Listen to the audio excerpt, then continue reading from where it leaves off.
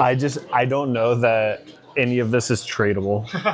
Today, I'm at my very first card show to build my very first Pokemon trade binder. And before I leave this card show, I want to have a binder that everybody wants to trade with. But today I'm challenging myself to stay under $47 to prove that you don't need a lot of money to get a great trade binder. So here's today's mission. Mission Link Cable, aka building a trade binder everyone wants. So here's the first thing. I want to purchase 12 cards that everyone wants. Second thing, I want to make a trade.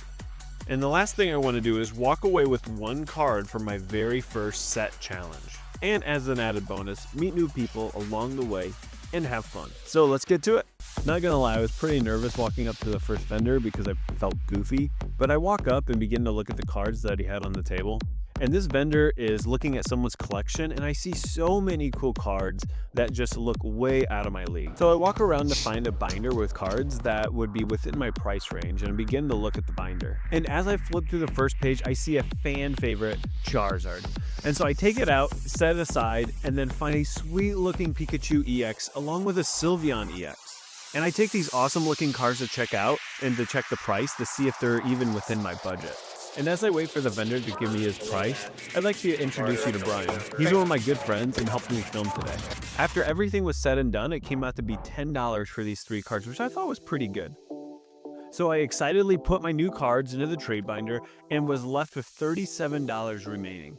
Comment down below and tell me if that was a good deal at all, and if you would trade for these cards. Alright, with 3 cards down in my binder, I am so filled with energy at this point, and I meet a hall filled with Pokemon enthusiasts and tons of cards. And we enter a room with so many tables of awesome cards, most of them definitely out of my budget. I make my way through the room and meet a vendor who has loads of vintage Pokemon cards, and I tell him just how cool his collection is. And I see a cool Squirtle card, but he promptly tells me that it's $12, which at this point is just way too much for my taste. But at the corner of my eye, I see a card from the set that I want to chase. A Flareon EX from the Radiant Generation set, which I know is more than my entire budget at this point. So I take one more look around, and then the vendor goes into a bag to show me a gold-plated card from Burger King back in 2000. I remember having this whole set as a kid and showing these off to all of my friends because of how cool they were. And so I moved on to the next vendor because all of the cards were just too much for me, and continued to see so many cards, but again with a price tag that just kept haunting me like Gengar. I began flipping through more binders and quickly found Ethan's Ho-Oh EX, and flipping to the next page a wild Mimikyu appeared, which I quickly caught. I found another binder and found a few Radiant cards that just sparkled off the page. I also found a goofy looking Charjabug who was just vibing, and a Radiant Alakazam who was just preparing for breakfast. By the way, I'm having a hard time figuring out how to get these cards out of the binder. And now that I think about it, they probably weren't the best pickup since there were so many of the same card just sitting there. But if it caught my eye, it should catch others' eyes, right? In my last pull, I find a Radiant Jirachi, which has one of the coolest foil patterns I've ever seen on a card. With 5 cards in my hand, I walk over to the table to pay for them, and I got all 5 of them for $10, which I thought was a pretty good deal. Grabbing my binder, I put my new cards in the sleeves, and with $27 remaining, I have 8 cards already. I still didn't know if anybody would trade with me, especially since these cards were so cheap, but I was getting closer to my goal of having 12 cards.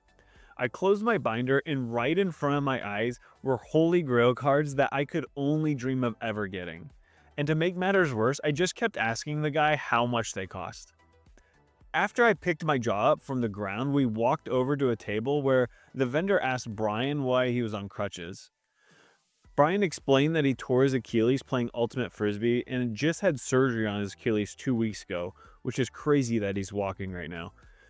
As kind of a get well soon card, I made stickers of him and all the other elite athletes who have previously torn their Achilles, which Brian just loved. In the comments down below, spam Brian is elite.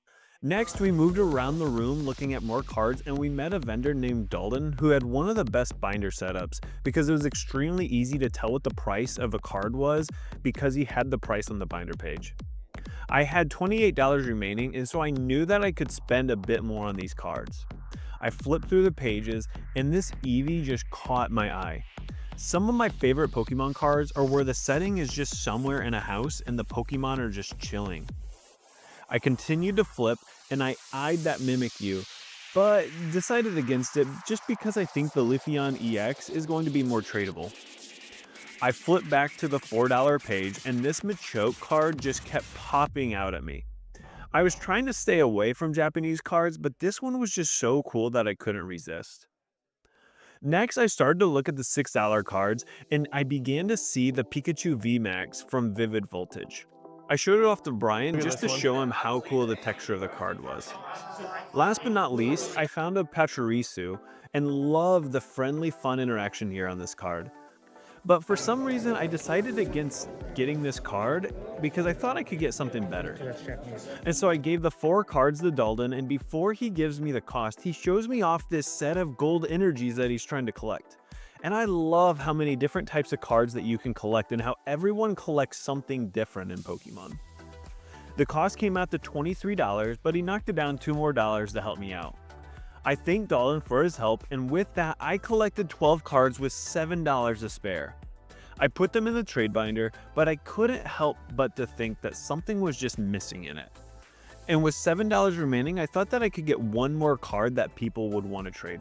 So for one final time, I stop by a table and I find the Espeon EX to purchase it.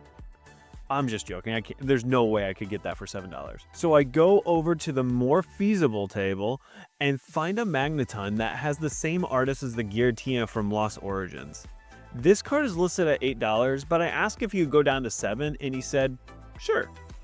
I now had a total of 13 cards, and I think that this just looks so cool. But as I looked at it, I thought it may look cool to me, but will others still want to trade with this? I don't know that any of this is tradable. So we put the binder to the test and make our way to one of our first vendors that we came across. I asked if he would take any trades, and he says, okay. And I know exactly what I want to try to trade for, even if it costs me my entire binder. The Flareon EX from the Radiant Collection. I hand him over my trade binder, and it's time for the moment of truth. He begins to look at the trade binder and sees that there's only 2 pages of cards, and I start to get a bit nervous that he's just going to laugh at me. He looks intent on the cards, and it just feels like an eternity as I wait for his verdict. I look at the Flareon EX, and as I do, he makes his decision to take the Magneton card, which I just bought. And so we did it. We traded something from the binder which I couldn't believe we could get. I closed up my binder and walked out of the room as calm as could be, and as I got in the hall, I couldn't help but celebrate. I was so excited that our trade binder was worth something. I came across someone who wanted to trade and helped me begin my first Pokemon set challenge. It showed me that every binder has a card that's worthwhile. Until I started to see this card. That was not what I was expecting, by the way. No. That, like... I wonder if he was being nice because he knew you were doing the challenge. And also, like, new to getting into the hobby. That's why. Was there a defect? No, try to take it out. The Flareon EX was laminated, permanently damaging the card and effectively eliminating any monetary value it had. I was in complete shock, but just couldn't help but laugh at the situation. And I didn't think it was worth taking it back to the vendor because we had shook on it, and I should have looked more closely, and I'm gonna learn from this. And I'm not mad at the situation because as I look back, the real value was chasing down just sweet looking Pokemon cards, meeting new people, and enjoying the time with Brian. And sometimes a binder gets a card that becomes untradeable because of the story it tells, and this card definitely became untradeable. A huge thanks for watching. If you like this video, please like and subscribe, share with your friends, your family, your dog, whatever. Thank you so much for watching.